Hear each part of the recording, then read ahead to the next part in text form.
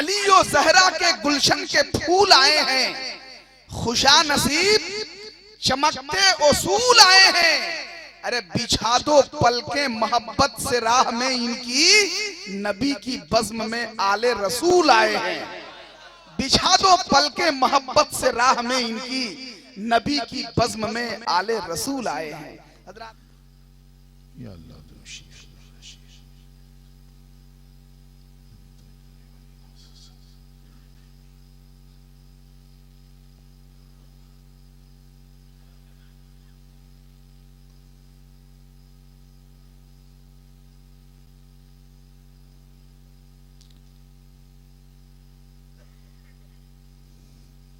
सल्लल्लाहु तआला अला खैर खल्क़िही व नूर अर्शी व ज़ीनत फ़र्शी सय्यदना मुहम्मद।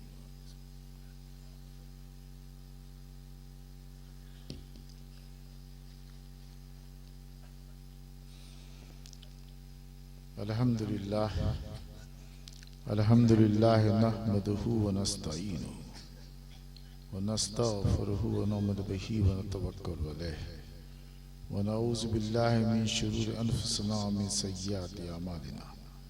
मन यहदिल्लाहु फला मुदिल्ल लहु व मन युद्लिल फला हादिय लहु व नशहदु अन ला इलाहा इल्लल्लाहु वहदहु ला शरीक लहु व नशहदु अन्न मुहम्मदन अब्दुहु व रसूलुहु। अम्मा बाद फ़ऊज़ु बिल्लाहि मिनश शैतानिर रजीम। बिस्मिल्लाहिर रहमानिर रहीम। व अज़्ज़िन फ़िन्नास बिल हज्ज अय्यातूका रिजालन अव अला कुल्लि ज़ामिरिन यातीना मिन कुल्लि फज्जिन अमीक़। सदक़ल्लाहु मौलाना अज़ीम व बल्लगना रसूलुहुन नबील करीम व नहनु अला ज़ालिका लमिनश शाहिदीन व शाकिरीन वल्हम्दुलिल्लाहि रब्बिल आलमीन। दरूद पाक पढ़ने अल्लाहुम्मा सल्लि अला सय्यिदिना मौलाना मुहम्मदिन नादिल जूदे वल करम व आलिही व बारिक वसल्लिम सलातन व सलाम अलैका या रसूलल्लाह। मुहिब्बान गिरामी, शोरा, उलमा, बहुत देर से आप उनका नाम, उनकी तारीफ सुन रहे हैं। अल्लाह ताला उन सब की ज़ुबान में, कलाम में बरकतें अता फरमाए और हम सब को उनके कलाम और ज़ुबान की तासीर से फैज़िया फरमाए। हमारे हाजी फ़ारूक साहब और हाजी कमाल साहब और हाजी सिकंदर साहब हज किया, दिखावे के लिए हज किया, शोहरत के लिए हज किया। तो ये हज अल्लाह का करम हो तो कबूल, वरना फिर चेहरे पर मार दिया जाए। और कोई पसंद करे ना पसंद करे, अल्लाह कबूल फरमाए, यही बंदे की नियत है। यही सबसे बड़ी इबादत है। सबसे बड़ी चीज कि हम नमाज पढ़ी, मैंने रोजा रखा, ज़कात दी, हज किया। ये तो कुरान की आयतें हैं, बहुत खुली हुई।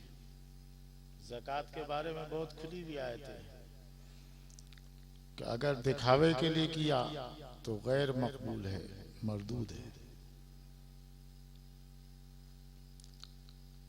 और खुलूस से नियत के साथ किया तो वह ज़रिए निजात है, बख्शिश का सामान है। यह हज तो बहुत बड़ी इबादत है ना। आपके नबी फरमाते हैं कि हर कदम पर 7 सोने की। मक्का शरीफ में, हरम शरीफ के जीवार में, उसके साए में आप एक नेकी करें तो 1 लाख नेकी का सवाब मिलता है। एक नेकी करें आप, 1 रिकात नमाज पढ़ें चैनपुर में तो 1 रिकात का सवाब मिला। शाहपुर में 1 रिकात नमाज पढ़ा तो 1 रिकात का सवाब मिला। डाल्टनगंज में 1 रिकात पढ़ा तो 1 रिकात का सवाब मिला। चांदों में एक रिकात पढ़ा तो एक रिकात का सवाब मिला, निगुरा में एक रिकात पढ़ा तो एक रिकात का सवाब मिला, लेकिन काबा के साए में एक रिकात नमाज पढ़े तो 1,00,000 रिकात का सवाब मिलता है। और आपके नबी फरमाते हैं कि हाजी जो एहराम बांधता है मक्का की सरजमीन पर और हज के लिए खाने काबा का तवाफ करे या मिना जाए तो हर कदम पर 700 नेकी। तो 1,00,000 को 700 से ज़रब कीजिएगा तो हर कदम पर 7 करोड़ नेकी। 100 लाख का 1 करोड़ होता है ना, 100 लाख का 1 करोड़। और एक कदम पर हाजी को 700 नेकी का सवाब मिलता है, 700 नेकी का। तो 1,00,000 को 700 से ज़रब दीजिएगा तो वो 7 करोड़ होगा। कितना होगा? यानी हर कदम पर 7 करोड़ नेकी का सवाब हाजी को मिलता है। ये तो बहुत खुश नसीब है वह हाजी, खुदा की रहमतें उतरती हैं, अल्लाह के अनवार वहां उतरते हैं। अभी मैं कुरान की एक आयत पढ़ रहा था सूरह आल इमरान की, इन्ना अव्वला बैतिन वज़िया लिन्नास, सबसे पहला वो घर जो बनाया गया काबतुल्लाह, अल्लाह का घर जी। और उसके आगे फरमाया फीहे आयातुन बय्यनात, दूसरी आयत में फरमाया फीहे आयातुन बय्यनात मकाम इब्राहिम। सुभान अल्लाह, सुभान अल्लाह, सुभान अल्लाह। ये मकाम इब्राहिम पर गौर कीजिएगा कि मकाम इब्राहिम वो काबा जो बनाया गया कि उसमें अल्लाह की खुली हुई निशानियां हैं। और उन निशानियों में पहला जो जिक्र किया वो कहा कि पहला रब तबारो ताला की पहली निशानी वो काबा जो सबसे पहला घर बनाया गया, जो बरकत वाला है, हिदायत वाला है लोगों के लिए। आगे फरमाया कि उसमें अल्लाह की खुली हुई निशानी है और पहली निशानी जो शुमार की तो कहा मकाम इब्राहिम, यानी नक्शे कदमे हजरत इब्राहिम। बात समझ आपने मौलाना साहब जी?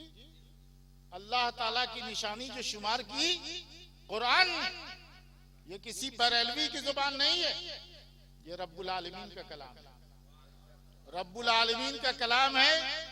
आप तरफ फरमाता है, सुनिए, ये जालैन बड़ी मुख्तसर तफसीर है कुरान की, और सुन्नी भी पढ़ाते हैं और देवबंदी भी पढ़ाते हैं इसमें। फीहे आयातुन बय्यनात, फीहे आयातुन बय्यनात, ये सूरह आल इमरान की 97वीं आयत मैंने पढ़ी, और उससे पहली जो आयत है 96, उसमें ही इन्ना अव्वला बैतिन वज़िया लिन्नास, सबसे पहला घर जो मक्का शरीफ में पूरी दुनिया में बनाया गया इबादत के वास्ते, लिन्नास लोगों के लिए, अल्लज़ी बिबक्का, मक्का शरीफ में, बक्का मक्का कहते हैं, मुबारकन व हुदन लिल आलमीन, और ये घर बरकत वाला है और लोगों के लिए हिदायत है।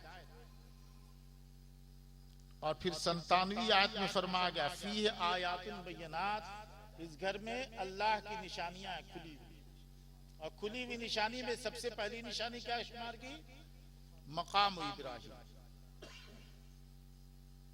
मकाम इब्राहिम वो खुली हुई निशानी जो अल्लाह ताला ने अपने घर में रखी। ये बरेलवी ने नहीं कहा, ये परवरदिगार ने कहा कि खुदा की, रब की खुली हुई निशानी ये इब्राहिम के कदम का निशान है जो काबा में। सुभान अल्लाह, सुभान अल्लाह, नारे तकबीर, नारे रिसालत, सुभान अल्लाह, सुभान अल्लाह। फीहे आयातुन बय्यनात, मैं गौर कर रहा था बहुत देर से कि रब ने कहा, ये बरेलवी ने नहीं कहा, किसी बरेलवी ने नहीं कहा, रब ने कहा कि काबा जो रब ने बनाया इबादत के लिए पहला घर जो बरकत वाला है, मुबारकन व हुदन लिन्नास, बरकत वाला है, अल्लाह की हिदायत वाला है, उसमें अल्लाह की खुली हुई निशानी, और उस घर में खुली हुई निशानी में सबसे पहली निशानी जो रब ने शुमार की वो कहा मकाम इब्राहिम है, यानी इब्राहिम के कदम का निशान पाक। रब के ने ये फरमाया कि वो मकाम इब्राहिम ही अल्लाह की खुली हुई निशानी, पहली निशानी। अभी आप सुन रहे थे हजरत मौलाना से कि अल्लाह के मुकद्दस नबी रसूल हजरत इब्राहिम जिनकी याद में कुर्बानी करते हैं ना, बकरा ज़बह किया आपने, तो बकरा ज़बह करने का मकसद सदका करना नहीं होता। कुर्बानी के दिनों में बकरा पूरा का पूरा गरीब को दे दें कि सवाब ज्यादा मिले, तो सवाब ना मिलेगा बल्कि आप गुनहगार होंगे। आपके नबी फरमाते हैं कि कुर्बानी के दिन कोई पहाड़ के बराबर, ओहद पहाड़ के बराबर भी कोई सोना खैरात करे तो कुर्बानी से बढ़कर मकबूल नहीं।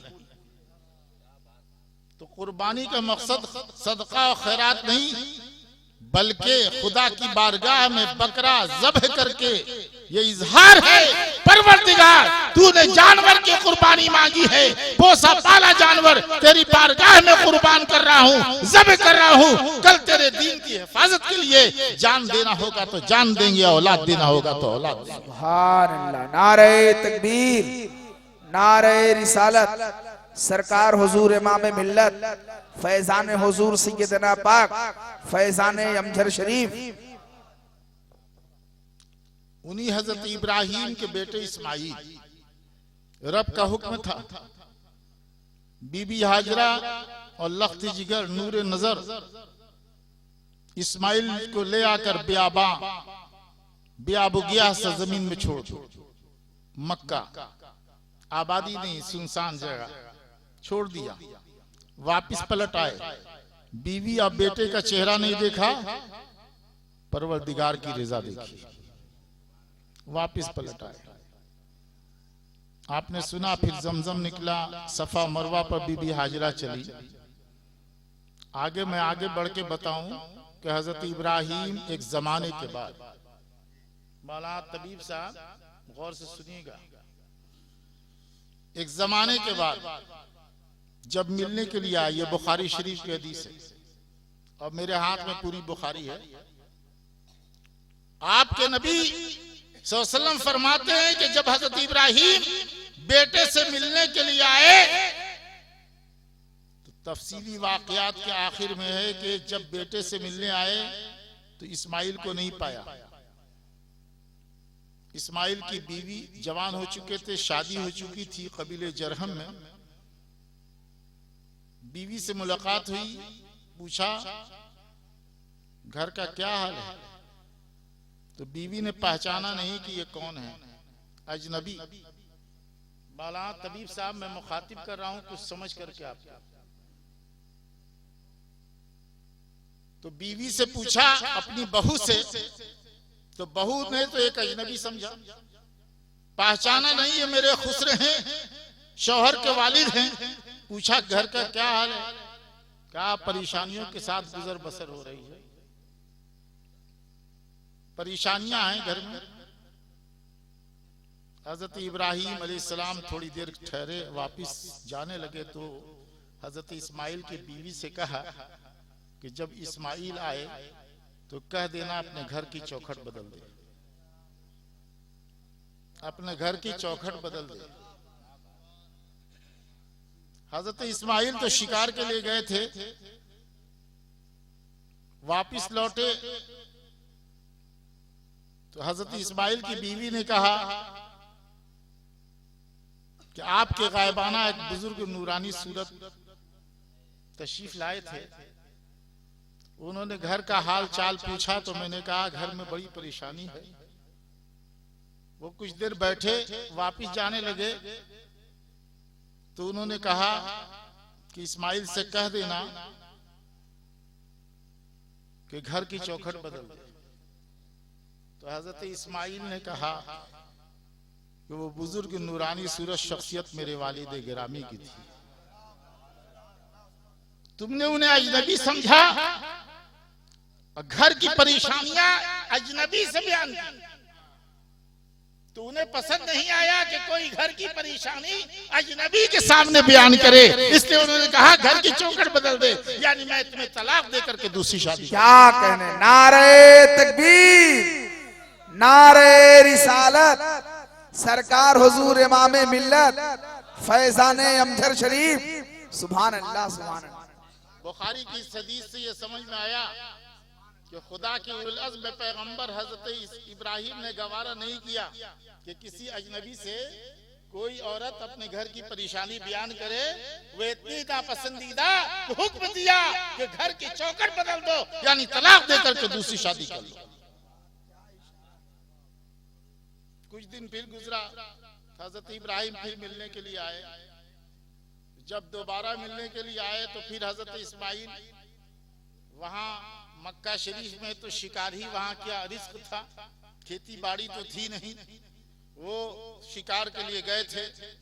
गायबाना में पहुंचे तो शादी दूसरी कर ली थी हजरत इस्माइल ने, दूसरी बीवी से मुलाकात हुई, बैठे हाल चाल पूछा तो परेशानी और तंगी तो थी, लेकिन उस नेक बीवी ने कहा कि अल्लाह के फजल से हम लोग बहुत अच्छी हाल में हैं।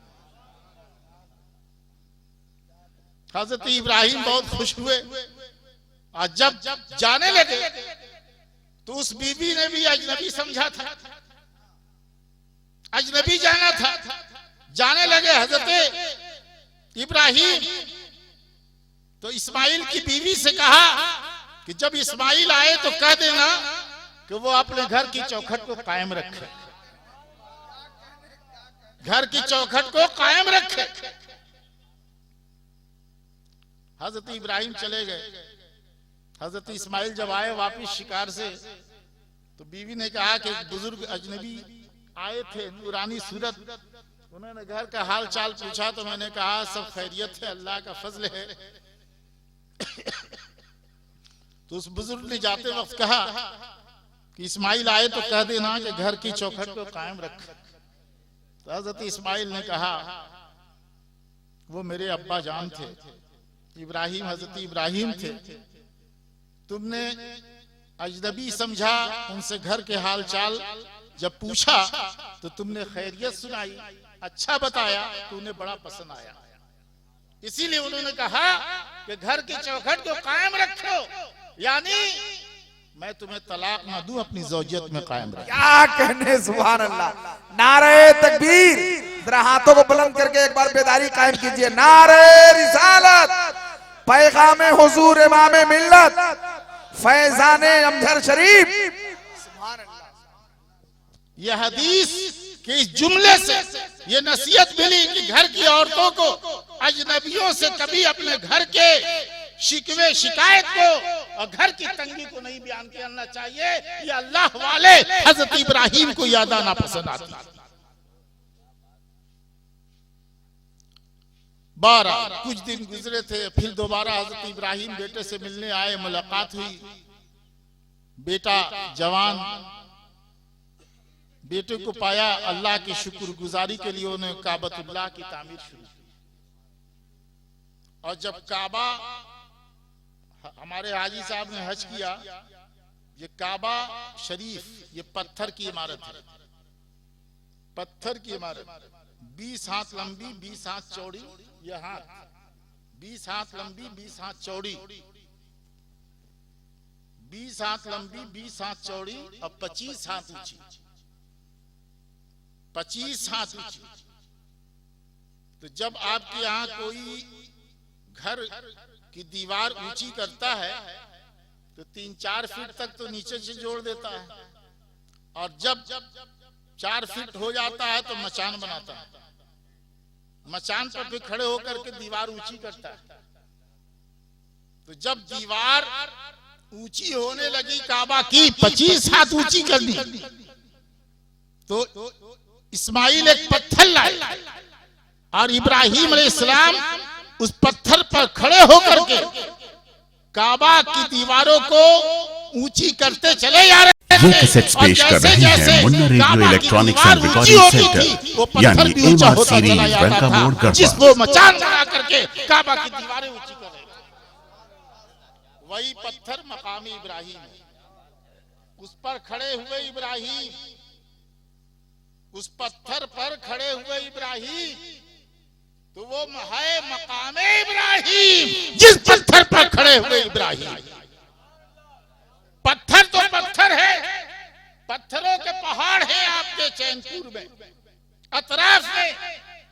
पत्थर की इज्जत नहीं होती, लेकिन पत्थर ने अल्लाह वाले इब्राहिम, खुदा के नबी रसूल के कदम से निस्बत हासिल कर ली। तो रब ने कहा कि वो आयाते बय्यनात है, मकाम इब्राहिम वो मामूली पत्थर नहीं है, वो खुदा की निशानी। क्या कहने, नारे तकबीर, नारे रिसालत, फैजाने गौसे आजम, फैजाने अमजर शरीफ, सरकार हुजूर इमाम मिल्लत। सुभान अल्लाह। बरेलवी की जुबान नहीं है, ये रब की बात है। इन्ना अव्वला बैतिन वुज़िअ लिन्नास, वो पहला घर जो इबादत के लिए, लोगों की इबादत के लिए बनाया गया, लल्लज़ी बिबक्कता, पक्का यानी मक्का शरीफ में, मुबारकन व हुदल लिन्नास, वो घर बरकत वाला है और लोगों के लिए हिदायत वाला है। और उस घर में अल्लाह की निशानियां हैं। और पहली निशानी जो रब ने शुमार की तो कहा वो पत्थर है जिस पर खड़े होकर के मेरे प्यारे इब्राहिम ने काबा की दीवारें ऊंची की थी, जिसमें पैर का निशान इब्राहिम का आ गया। वो आम पत्थर नहीं रहा, वो बरकत वाला पत्थर हो गया, वो रब की निशानी बन गया।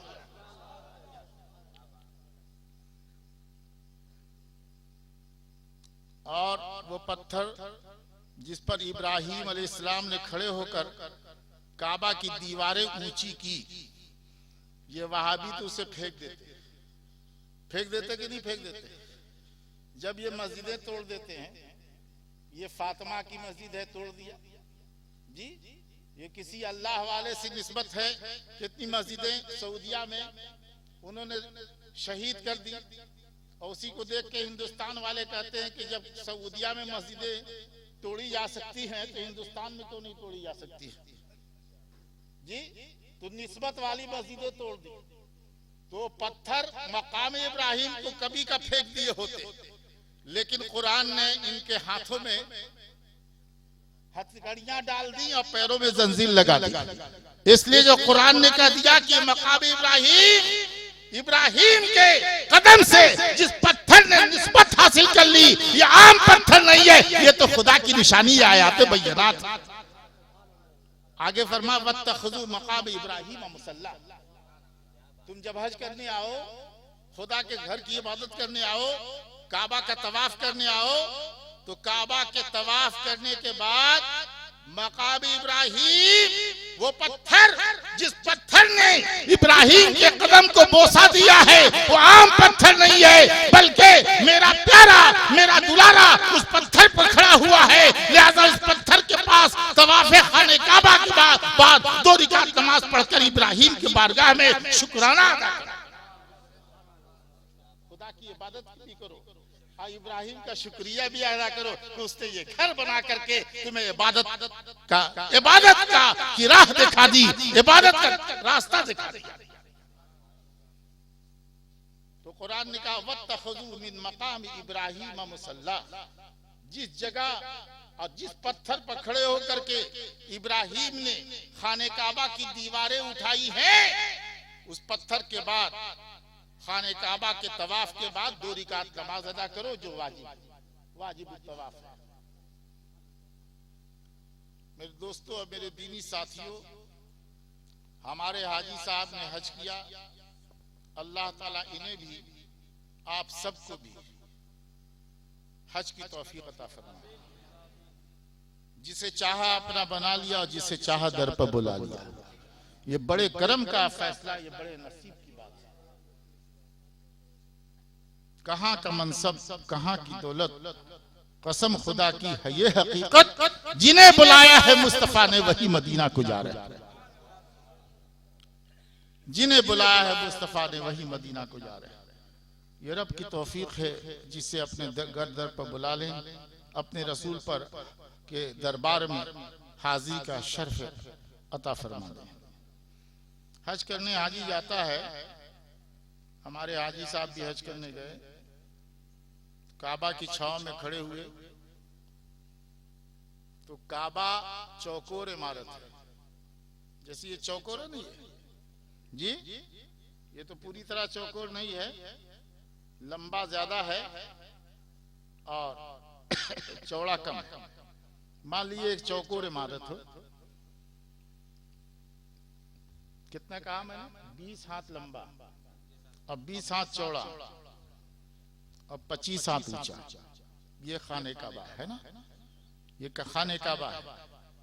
ये खाने काबा, उसका दरवाजा पूरब की तरफ खुलता है।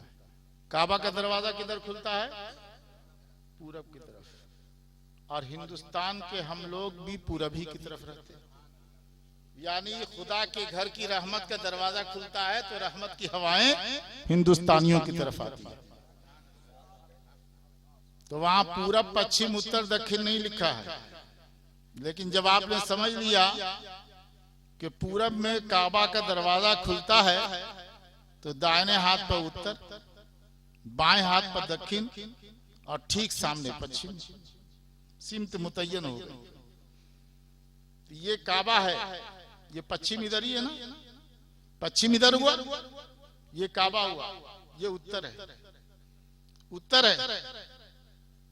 जब किसी से इश्क होता है, मोहब्बत होती है, जैसे आप लोग कहते हैं कि हम लोग कादरी हैं लेकिन अमजद शरीफ से मोहब्बत नहीं है, सच्ची बात है कि मोहब्बत नहीं, आपको सच्ची मोहब्बत नहीं है। इसलिए कि जब मैं आया तो एक बार भी किसी ने नहीं कहा कि फैजान सैयदना जिंदाबाद या सैयदना जिंदाबाद, कहा किसी ने नहीं कहा। नजर में बसा जब से तू खूबरू है, जिधर देखता हूं उधर तो ही तू है।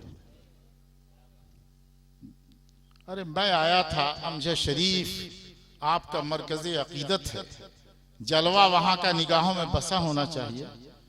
मेरा नारा मैं तो नहीं चाहता, लेकिन आप सैयदना का नारा तो लगाओ। किसी ने नारा लगाया? किसी ने नहीं लगाया। जब मौलाना ने उतर करके नारे लगाए तब उसका देखा देखी बाद में लोगों ने लगाया। ये है मोहब्बत आपकी। मैं आपको आपका चेहरा दिखा रहा हूं, और मैं उन पीरों में नहीं हूं जो आपकी चापलूसी करे। आपने पीर मुझे माना है तो पीर सैयद असगर इमाम कादरी नहीं होता। आपने हाथ में हाथ दिया है तो नायब रसूल समझ के हाथ में हाथ दिया है, जानशीन पैगंबर समझ के हाथ में हाथ दिया है, खलीफे गौसे आजम समझ के हाथ में हाथ दिया है। मेरा हाथ चूमते हैं, बहुत खूबसूरत है, नहीं इसलिए नहीं चूमते। आपकी अकीदत कहती है ये आले रसूल हैं, नबी की औलाद हैं, हाथ चूमते हैं, गोश्त हड्डी नहीं चूमते, निस्बत पैगंबर को चूमते हैं। तो जब मोहब्बत होती है तो हर जगह महबूब का जलवा ही नजर आता है, हर जगह महबूब ही महबूब नजर आता है। नजर में बसा जब से तू खूबरू है, जिधर देखता हूं उधर तू ही तू। आला हज़रत अजीबुल बरकत बहुत बड़े आलिम थे, जानते हैं ना जी, सरापा इश्क रसूल का नाम आला हज़रत। एक किताब लिखी है रातुल अदब फाजिल नसब, सुनिए मौलाना तबीब साहब।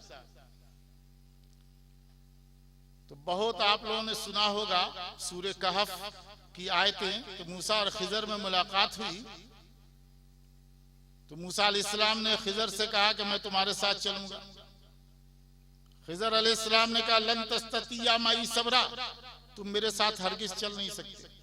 बहरहाल मूसा अलैहिस्सलाम के कहने पर साथ ले चले खिजर। कई जगह कई वाकया पेश आया। एक देहात में पहुंचे तो देहात वाले बड़े बद अखलाक थे। गौर से सुनिएगा, आप भी मौलाना साहब सुनिएगा। बड़े बद अखलाक, न खाने को पूछा न रहने को पूछा। मूसा अलैहिस्सलाम बड़े नाराज। उसी गांव में एक दीवार ऐसा महसूस हो रहा था कि अब गिरी तब गिरी। हजरत खिजर खुदा के नबी उन्होंने हाथ का इशारा किया, गिरती हुई दीवार सीधी हो गई। गिरती हुई दीवार, हाथ का इशारा किया तो गिरती हुई दीवार सीधी हो गई। मूसा अलैहिस्सलाम बड़े नाराज हुए हजरत खिजर पर। ये गांव वाले बद अखलाक थे, ना खाने को पूछा ना रहने को पूछा। दीवार गिर रही थी, गिरते रहते आपने गिरती दीवार सीधी क्यों कर दी? अब उस मौके पर कुरान कहता है, सुनिए जरा, और आला हजरत के इश्क देखिए। कुरान कहता है, अम्मल जिदारु फकाना लिगुलामैन यतीमैन वकाना तहतहु कंजुन लहुमा वकाना अबूहुमा सालिहन फअरादा रब्बुका अन यबलुगा अशुद्धहुमा व यस्तखरिजा कंज़हुमा रहमतम मिन रब्बिक। वो दीवार दो यतीम बच्चों की थी। कुरान फरमाता है रब कि वो दीवार दो यतीम बच्चों की थी, और यतीम बच्चे, यतीम जिनके बाप मां नहीं होते वो यतीम बच्चों की थी। और यतीम बच्चों की उस दीवार के नीचे खजाना था कि दीवार गिर जाती, खजाना जाहिर हो जाता, आवारे लोग लूट करके ले जाते। वकाना अबूहुमा सालिहन, और उनका बाप नेक था। तो बच्चे होते हैं, वो बुरे ना बुरे होते ना भले होते हैं। बच्चे हैं, वो ना नेकी करते ना बुराई करते, बुरे हैं, ना बुरे हैं ना भले, बच्चे हैं। वो दो यतीम बच्चों की दीवार थी, उसके नीचे खजाना था। खजाना जाहिर हो जाता, दीवार गिर जाती, खजाना जाहिर हो जाता, तो आवारे लोग लूट जाते, लूट कर ले जाते। वकाना अबूहुमा सालिहन, और उनका बाप नेक था। बच्चे नेक थे, कुरान ने ये नहीं कहा, बल्कि कहा बाप नेक था। यानी कुरान ने बताया कि बाप की नेकी की वजह से अल्लाह ने उन बच्चों के खजाने की हिफाजत फरमाई। क्या बात है, सुभान अल्लाह सुभान अल्लाह। मुफस्सिरीन कहते हैं कि वो बाप 10वें पुश्त में नेक थे, तो 10वें पुश्त के बाप की नेकी का फायदा 10वें पुश्त की औलाद को मिला। कि रब ने कहा फरादा रब्बुका, बस तुम्हारे रब ने चाहा कि वो बच्चे जवान हो जाएं, और जवान हो करके अपना खजाना निकाल ले। ये खुदा की तरफ से रहमत है। तो बाप जो 10वें पुश्त में थे, उसका फायदा 10वें पुश्त की औलाद को मिला। आला हजरत ने कहा कि जब 10वें पुश्त का बाप नेक हो और 10वें पुश्त की औलाद को उसका फायदा मिलता है, तो नबी पाक से बढ़कर नेक कौन होगा? क्या उसका फायदा उनकी औलाद सादात। क्या बात है, नारे तकबीर, नारे रिसालत, सुभान अल्लाह। 10वें पुश्त में बाप नेक थे, बाप की नेकी का फायदा 10वें पुश्त की औलाद को मिला।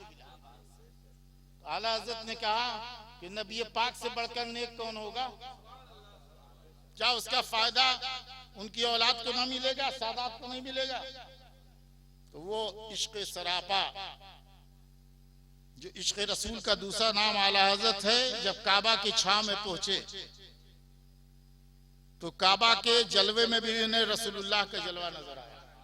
नजर में बसा जो से तू खुबरू है, जिधर देखता हूं उधर तू ही तू है। मैंने ये तमीद इसीलिए बांधी और आपको आईना दिखाते हुए इस मकाम पर पहुंचा हूं कि आला हज़रत सरापा इश्क़ रसूल जब काबा की छांव में पहुंचे तो वहां भी उन्हें रसूलुल्लाह ही का जलवा नजर आया और तड़प कर कहा, आ हाजियो आओ शहनशाह का रोजा देखो। काबा तो देख चुके, काबा का काबा देखो। और आगे उनके तुफैल हज भी खुदा ने करा दिए, उनके तुफैल हज भी खुदा ने करा दिए, उनके तुफैल नबी के सदक़े। ये हज भी मिला नबी का सदका, जान मिली नबी का सदका, ईमान मिला नबी का सदका, कुरान मिला नबी का सदका, खुदा का इरफान मिला नबी का सदका। नबी ना होते तो ना जान मिलती, ना ईमान मिलता, ना कुरान मिलता, ना खुदा का इरफान मिलता, ना काबा मिलता। ये काबा भी नबी का सदका है। उनके तुफैल हज भी खुदा ने करा दिए। असलुल उसूल हाजिरी उस पाक दर की। सुभान अल्लाह, सुभान अल्लाह। वो सरापा इश्क रसूल काबा की छाव में। ये काबा मैंने बताया ना, ये चौकोर इमारत, 1 2 3 4 कितने कोने हुए? 4 कोने। ये कोना ये पूरब उत्तर के कोने पर है। कहाँ ये पूरब उत्तर हुआ? ये मैंने कह दिया तो आपने पूरब उत्तर कह दिया। ये किधर हुआ है? इधर उत्तर है नहीं है? इधर उत्तर है, ये पूरब है। अच्छा तो अब इसे यूं रखते हैं, ये पूरब है ना जी, ये पूरब है और ये पश्चिम है, ये पश्चिम है, ये पूरब है, ये उत्तर है, ये दक्षिण है। इस कोने पर है हजरे अस्वद। ये कोना कौन सा हुआ? दक्षिण। क्या हुआ? ये दक्षिण और पूरब। ये है, ये इस कोने पर हजरे अस्वद, इसको कहते हैं रुकने हजरे अस्वद जी। बहुत आसान, यानी हजरे अस्वद का कोना, समझा? और ये कोना, ये सिमत जो है इराक के मुल्क की तरफ, इसलिए कहलाता है रुकने इराकी। और ये कोना ये शाम मुल्क है, ये कहलाता है रुकने शामी। और इधर यमन है तो ये कहलाता है रुकने यमानी। आप समझ गए ना? रुकने कहते हैं कोने को। ये 4 कोना है, 1 कोना, 2 कोना, 3 कोना, 4 कोना। ये रुकने हजर अस्वद, तवाफ यहीं से शुरू होता है। और ये रुकने इराकी, ये रुकने शामी और ये रुकने यमानी। ये 4 कोना हुआ। काबा का दरवाजा पूरब की तरफ खुलता है, समझ गए आप? पूरब की तरफ खुलता है।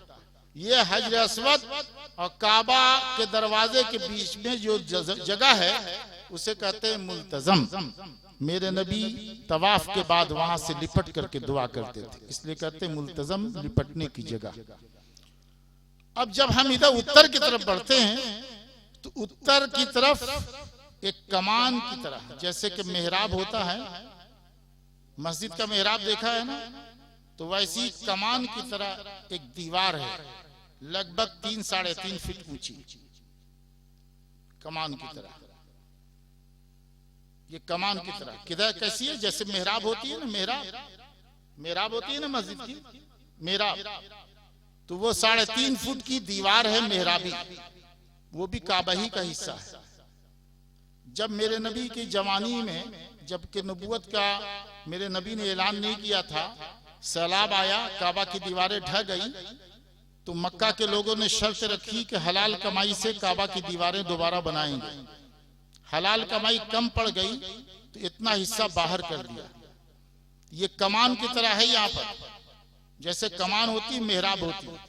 तो आपने तो समझा कि दीवार है, लेकिन इश्क की सदा सुनिए, मोहब्बत की आवाज सुनिए। आला हजरत सरापा इश्क रसूल थे।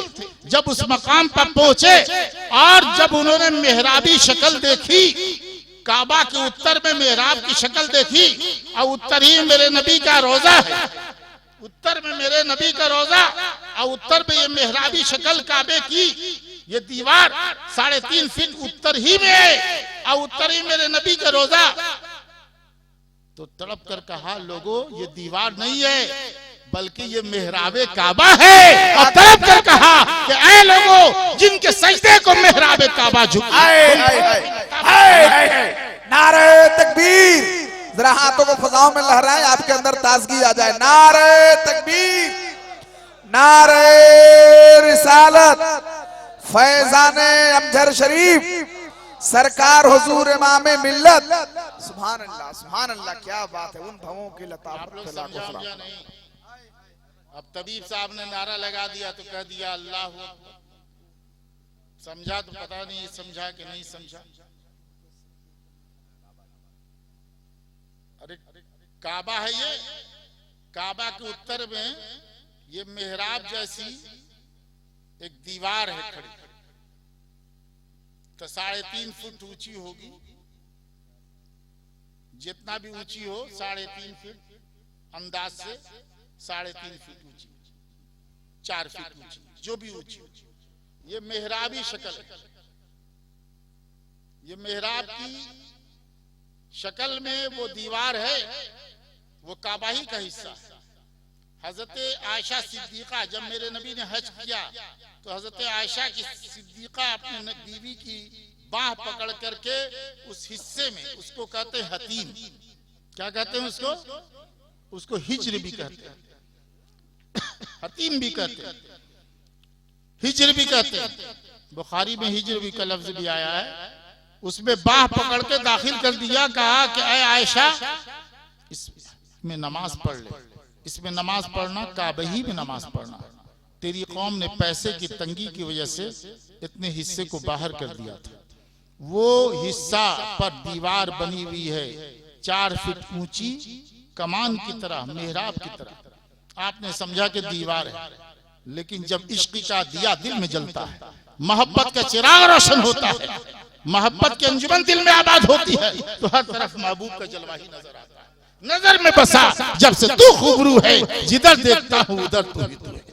तो जब आला हजरत उस सिमत में पहुंचे और वो दीवार मेहराबी देखी जमीन पर खड़ी, तो कहा कि लोगों, ये दीवार नहीं है, ये तो काबा की मेहराब है जो झुककर नबी को सलाम पेश कर रही है। तो कहने लगे, जिनके सजदे को मेहराब, जिनके सजदे को मेहराब काबा झुकी, उन भावों की लताफत पर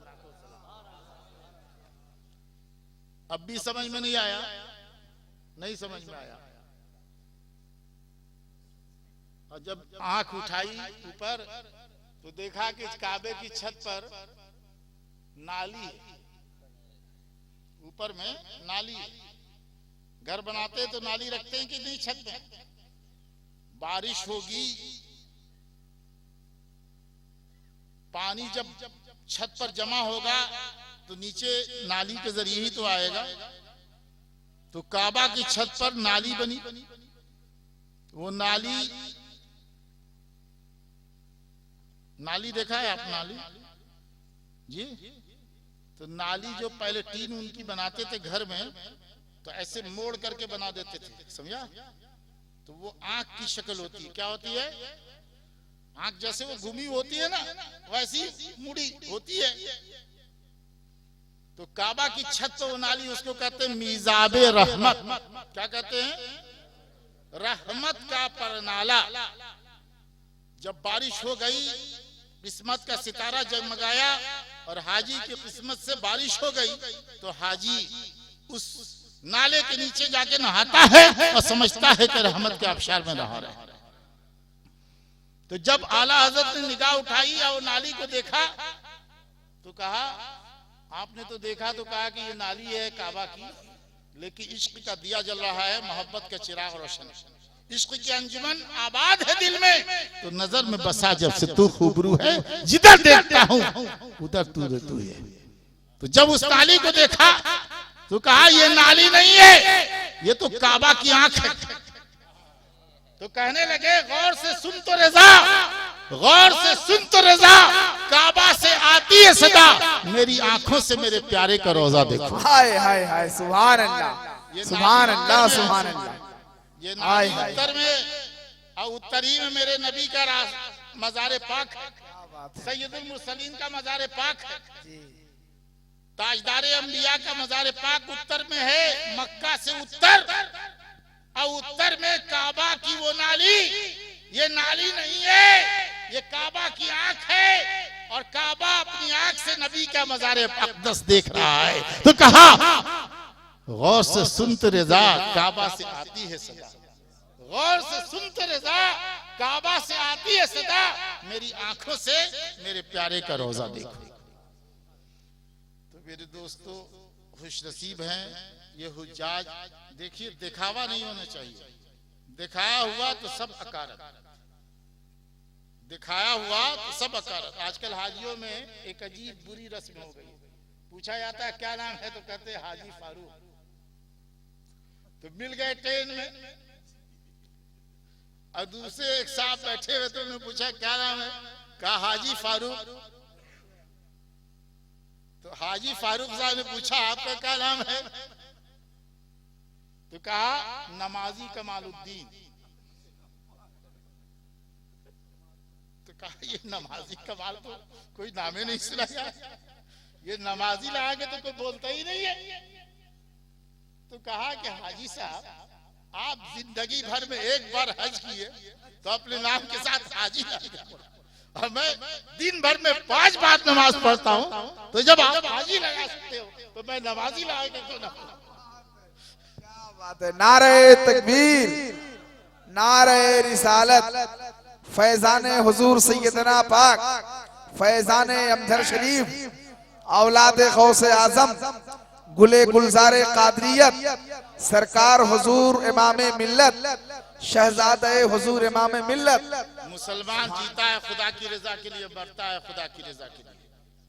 आपका रब फरमाता है जब आप कुर्बानी करते हैं ना तो उससे पहले दुआ करते हैं, कुल इन्ना सलाती व नुसकी व महयाया व माती लिल्लाहि रब्बिल आलमीन। परवरदिगार ये कुर्बानी जानवर का ज़ब्ह करना जो तेरी राह में कर रहा हूँ, तेरा हुक्म है इसलिए ज़ब्ह कर रहा हूँ। परवरदिगार ये मेरा जीना भी तेरे लिए, मेरा मरना भी तेरे लिए, सब कुछ तेरे लिए। कुल इन्ना सलाती व नुसकी व महयाया व माती रब्बिल, मेरा जीना भी तेरे लिए, मेरा मरना भी तेरे लिए। हम तेरी रजा के लिए जीते हैं और तेरी रजा के लिए मरते हैं। तो हाजी खुलूस नेक नियत, और साथ ही अभी तो बहुत सी बातें बताना है मेरे दोस्तों, मेरे दीनी साथियों। वक्त गुजरता चला जाता है, तबीयत मेरी अब ज्यादा जागने से खराब भी हो जाती है।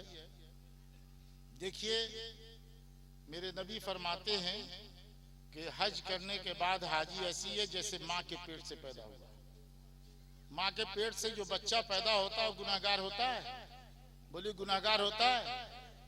लेकिन देखिए ये इस पर वही हाजी इसका मिस्दाक होगा जो तमाम हक भी अदा करे। बैठ जाइए मौलाना मखदूम साहब, काम की बात कर रहे हैं, अब मसले शरिया की बात कर रहे हैं। तो ये समझना लेना कि हज करने के बाद सारे पाप धुल गए, सारे पाप धुल जाते हैं, सारे गुनाह सगायर माफ हो जाते हैं, लेकिन हक कभी माफ नहीं होता।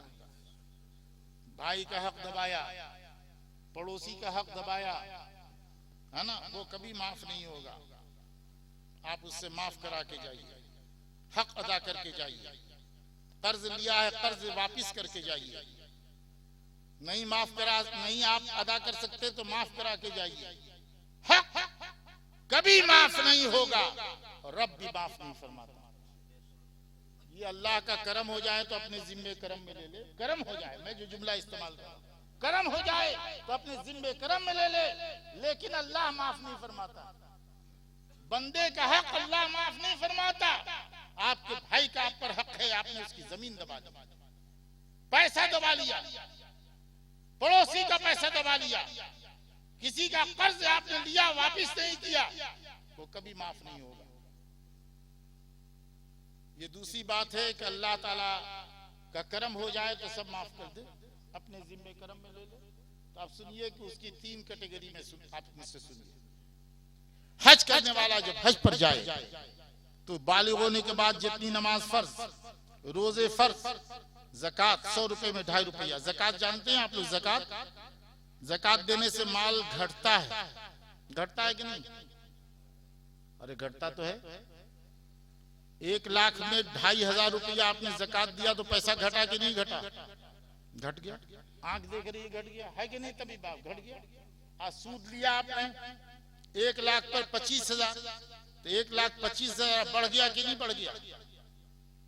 तो जाहिर कुछ होता है लेकिन हकीकत में कुछ होता है, और हकीकत वही है जो रब ने कहा सूरे बकरा के आखिर में। रब फरमाता है बिल्कुल आखिर में, यमहकुल्लाहु रिबा युरबी सदकात। ऐ लोगों, अल्लाह सूद को घटाता है और सदके वाले पैसे को अल्लाह बढ़ाता है। देखने में सूद वाले पैसे बढ़ गए, लाख का 1,25,000 हो गया, लेकिन बरकत उड़ गई, बर्बादी के रास्ते खुल गए। बेटे का हाथ टूट गया, बीवी को कैंसर हो गया, आपको बीमारी सख्त हो गई और पैसे बर्बाद होते चले गए, बरकत उठ गई। रब ने फरमाया यमहकुल्लाहु रिबा। दुनिया देख रही है कि सूद लेने से पैसे बढ़ते हैं, रब फरमाता है सूद लेने से पैसा घटता है। यमहकुल्लाहु रिबा।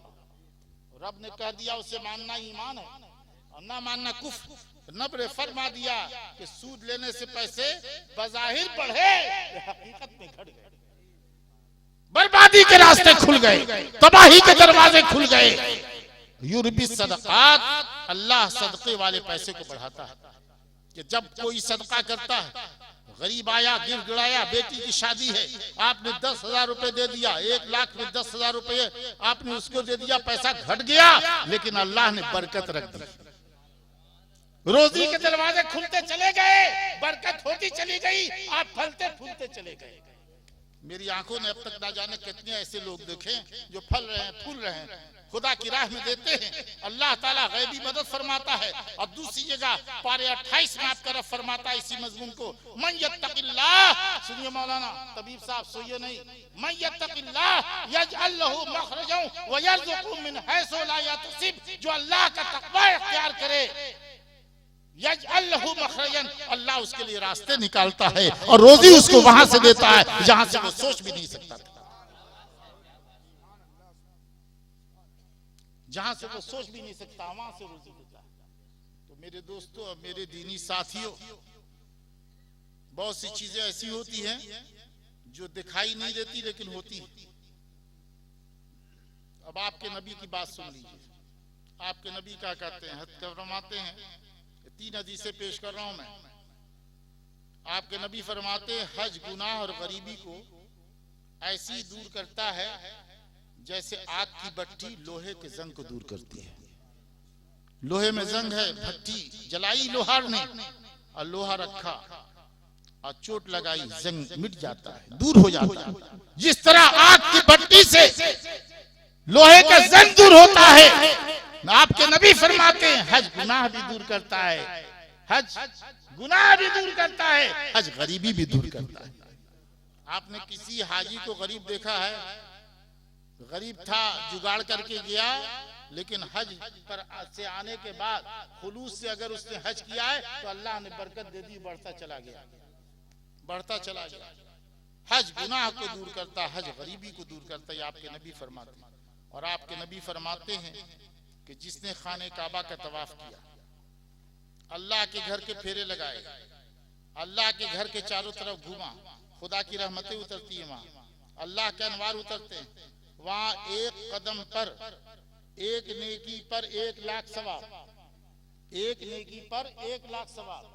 और हाजी के लिए हज का जब एहराम बांधे तो हर कदम पर 700 नेकी, 1,00,000 को 700 सवाब दे दिए, तो हाजी के लिए हर कदम पर 7 करोड़ नेकी,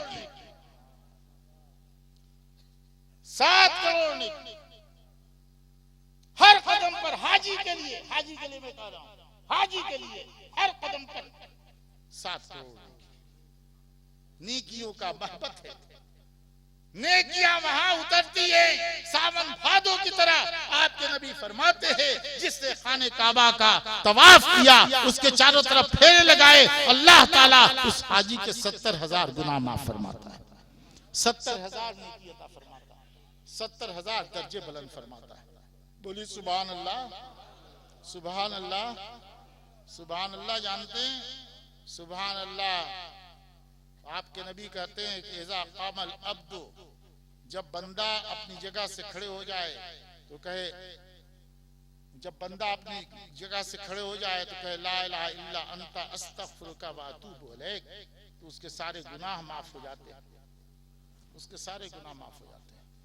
तो जब मजलिस से खड़ा हो तो ये कहे, आपके नबी ने इरशाद फरमाया उसके सारे गुनाह माफ हो जाते हैं। तो ये इस्तिग़फार के गुनाहों को माफ फरमाता है ना। सुभान अल्लाह का लफ्ज ये गुनाहों को माफ फरमाता है। अल्लाह की जितनी पाकी बयान करेंगे, अल्लाह तो पाक है, लेकिन आप खुदा की पाकी बयान करते तो आप पाक होने लगते। मेरे दोस्तों, आपके नबी फरमाते हैं हमारे हाजी साहबान ने हज किया, ताजा ताजा हज करके आए हैं मक्का। अब मैं आपको हज क्या कराऊं, बहुत देर लग जाएगी। इन्होंने ताजा ताजा हज किया, मिना जाते हैं 8वीं तारीख को, और मीना के बाद 8वीं दिन गुजार करके 9 की सुबह अरफात के मैदान में 22 किलोमीटर है, यानी स्क्वायर में 22 किलोमीटर, लंबाई चौड़ाई दोनों मिलाएं तो 22 किलोमीटर। आपके नबी फरमाते हैं कि अल्लाह ताला अपना खास जलवा अरफात के मैदान में हज के दिन यानी 9 बकरीद को नाजिल फरमाता है और फरमाता है, ऐ मेरे बंदो, हज पर आने वालों से मुखातिब होता है, मेरे बंदो अगर तुम्हारे गुनाह आज के दिन बालुओं की तादाद के बराबर होंगे। बालू जानते हैं आप लोग? बालू देखिए इस दरी पर कितना बालू है, गिनेंगे आप कितना बालू है? बहुत है ना। नदी में उतर जाइए था बालू, और दुनिया में हजारों नदियां, और आपका रब अरफात के मैदान में हज के दिन फरमाता है, मेरे बंदो अगर तुम्हारे गुनाह आज के दिन बालुओं के तादाद के बराबर होंगे, समुंदर के झाग के बराबर होंगे, समुंदर के खतरात के बराबर होंगे, तो आज के दिन तुम्हारे सारे गुनाह बख्श दूंगा। आज के दिन तुम्हारे गुनाह अगर बालुओं की तादाद के बराबर होंगे, समुंदर के झाग के बराबर होंगे, बारिश के खतरात के बराबर होंगे, तो आज के दिन मैं तुम्हारे सारे गुनाह बख्श दूंगा। मेरे बंदो उस बारिश रहमत में नहा करके आप लोग आए, अब आपकी जिंदगी बिल्कुल मुतहर होनी चाहिए। अभी सुना रहे थे हमारे हाजी कमाल साहब कि वहां मीना में जब सोए तो इनको 2 दस्तावेज मिले जी। तो मैंने कहा कि 2 दस्तावेज, एक पहले मिला एक दूसरा, एक तो गौसे पाक की निस्बत आपने जोड़ी वो दस्तावेज है, दूसरे आपने हज किया तो अल्लाह ने वो दस्तावेज आपको बख्शिश किया था, इसलिए कि आपने मुजदलफा में वो ख्वाब देखा। मुजदलफा में यानी हज का सबसे बड़ा रुकन तो अरफात की हाजिरी है, उसके बाद आपने ये ख्वाब देखा। 2 दस्तावेज मिले, एक दस्तावेज सरकार गौस पाक के इरादत की है कि जब उनकी निस्बत का थाम ली तो गौस पाक बाजतुल सफा 100 में फरमाते हैं, बेशक मेरा हाथ मेरे मुरीद पर है और जिसके सर पर गौस आजम का हाथ हो बड़ा खुशनसीब है।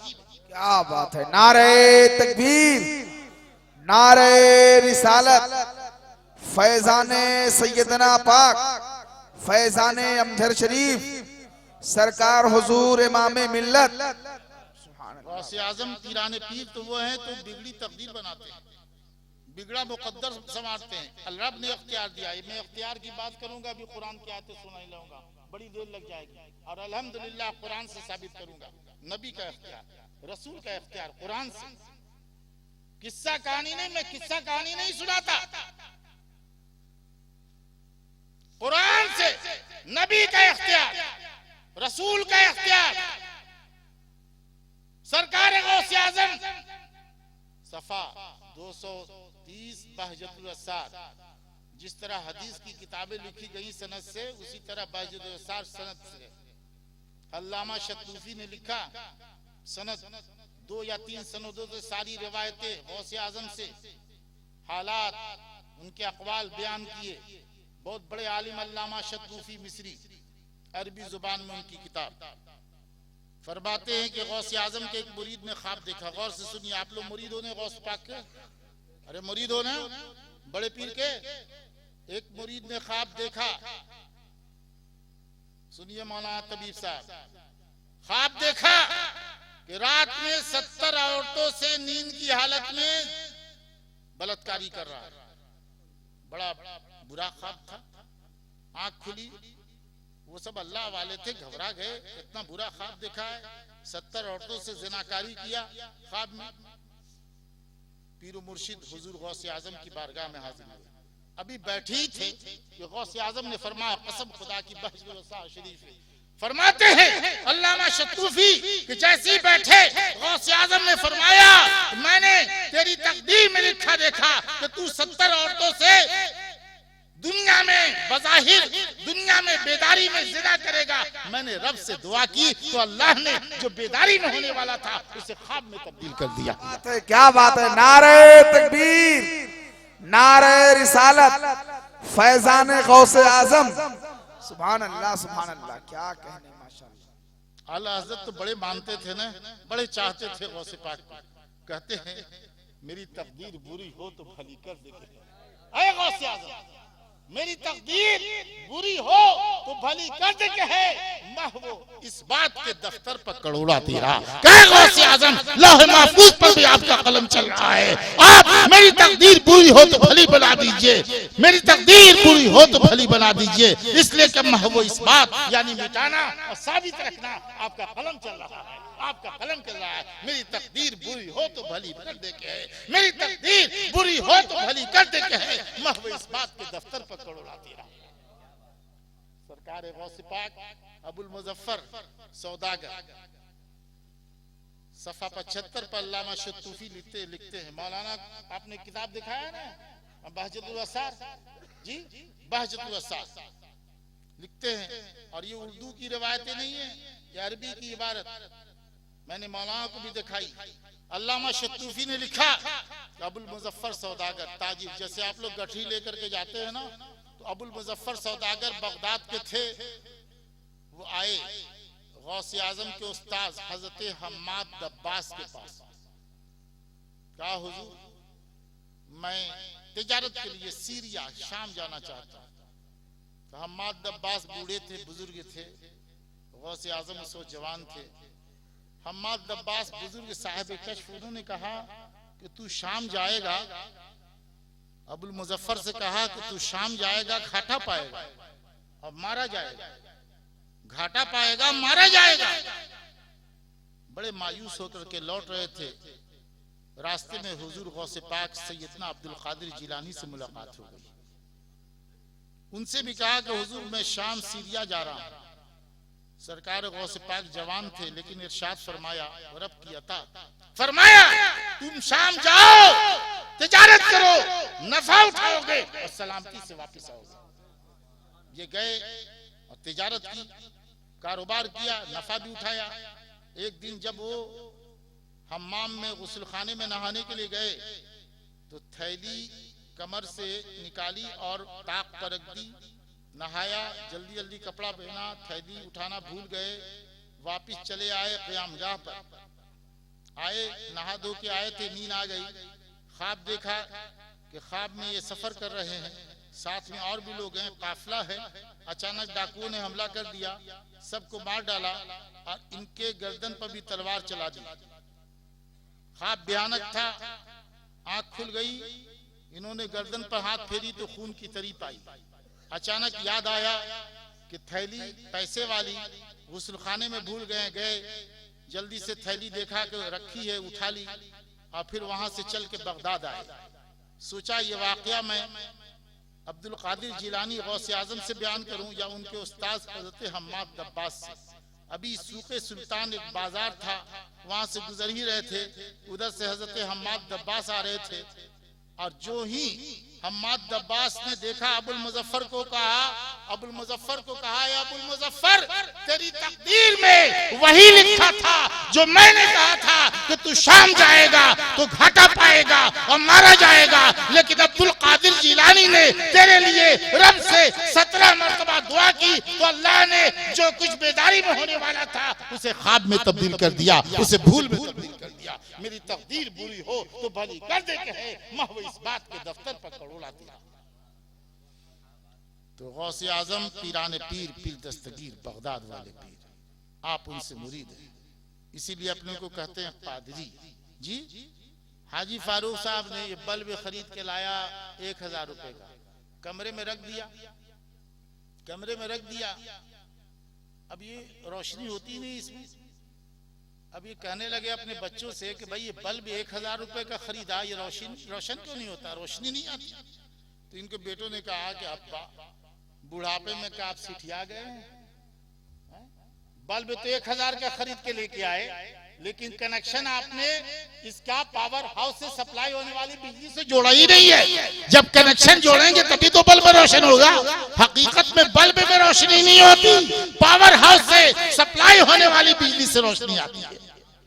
तो रूहानियत का पावर हाउस सरकार गौसे आजम की जात है, जिससे आपने निस्बत इरादत जोड़ी है और उनके छत्र छाया आप हैं। इंशाअल्लाह क़यामत के दिन उनके लवा के तले हमारा और आपका हश्र होगा। मेरे दोस्तों और मेरे साथियों, खुश नसीब हैं कि हज बैतुल्लाह की ज़ियारत से आप लोग खुश नसीब हुए।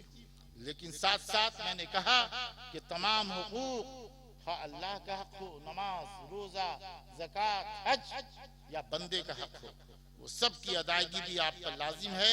हज से पहले कीजिए, और हज से पहले नहीं कर सकते, लेकिन दिल में पुख्ता इरादा कि हम करेंगे करेंगे, इंशाअल्लाह ताला आप ऐसी ही हज करके आएंगे तो ऐसे ही होंगे जैसे कि माँ के पेट से पैदा हुए, माँ के पेट से पैदा हुए। और किसी ने ठान लिया कि सारे खुदा के हक अदा करेंगे, सारी छूटी हुई नमाज अदा करेंगे, सारे छूटे हुए रोजे रखेंगे, सारे ज़कात देंगे और सारे हम अल्लाह के हक अदा करेंगे, और बंदों का जो हक है, कर्ज है, किसी का भी मुझ पर कोई जिम्मा है, सब अदा करेंगे, और हज पर चले गए लेकिन दिल में ठाने हुए के अदा करेंगे और आए तो मर गए। इंशाअल्लाह ताला आपने चूंकि दिल में ठान लिया था, दिल में ठान लिया था, तो अल्लाह अपने हक तो माफ फरमाएगा ही, जो बंदों के हक हैं वो भी अपने जिम्मे करम लेके माफ कर देगा, और आप ऐसे ही होंगे जैसे माँ के पेट से पैदा हुए। लेकिन अगर आपने हज किया, अरे क्या कर रहा, पैर क्यों नहीं ला रहा भाई, कौन सा तरीका, आपने हज किया लेकिन हक अदा नहीं किया, ना खुदा का ना बंदे का, और हज करके आए तो जैसे जस से तस, जैसे थे वैसे ही रह गए, तो फिर आप माँ के पेट से पैदा नहीं हो सके, यानी आपके गुनाह माफ नहीं हुए। लिहाजा इन बातों का ख्याल रखा जाए, खुसूसन हमारे हाजियों को और सबको रखना चाहिए कि खुदा के भी हक अदा करे और बंदों के भी हक अदा करे। यह हाजी साहबान मोहतरम है, और जब तक ये हज करके घर वापस नहीं आते, आपके नबी कहते हैं, कैसे मोहतरम, आपके नबी ने कह दिया तो मोहतरम है। आपके नबी फरमाते हैं कि हाजी जब तक घर ना पहुंचे उससे दुआ कराओ, उसकी दुआ मकबूल होगी। ये नबी ने फरमाया, ये हदीस है जी। वो खुदा बंदे कुद्दूस का मुकर्रब बंदा बन गया वो हाजी। क्या आपके नबी फरमाते हैं कि घर पहुंचने से पहले पहले उससे दुआ करा लो तो उसकी दुआ मकबूल होती है। तो ये तमाम हुज्जाज ये काबिल एहतराम है।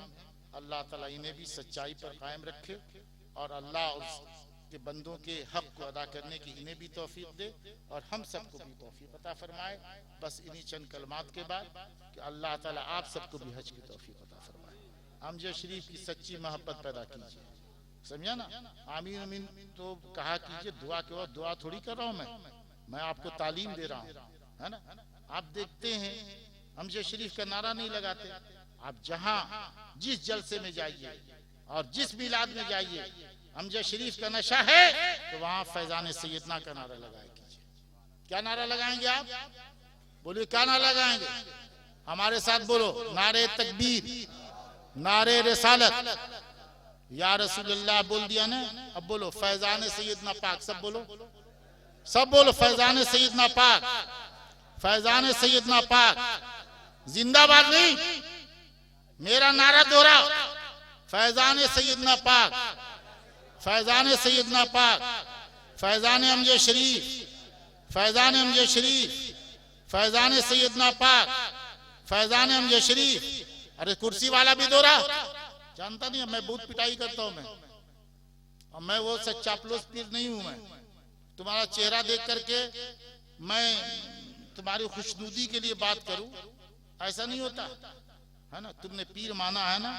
ख्वाजा आए, सैयदना आए, 40 मुरीद चले आए ख्वाजा के साथ, 40 मुरीद आए सैयदना के साथ। घर नहीं देखा, वतन नहीं देखा, रिश्तेदार नहीं देखे, पीर का जमाले जहां आरा देखा, कदमों से लिपटे हुए चले आए हैं। न खाने का ठिकाना, न रहने का ठिकाना। ख्वाजा आए थे, खाने का ठिकाना था उनके बज़ाहिर, न रहने का ठिकाना। अरे बैठे तो राजा के ऊंट वाले आए, उठा दिया वहां से। ये तो राजा के ऊंट बैठते, बैठने का ठिकाना नहीं था उनके, हैं।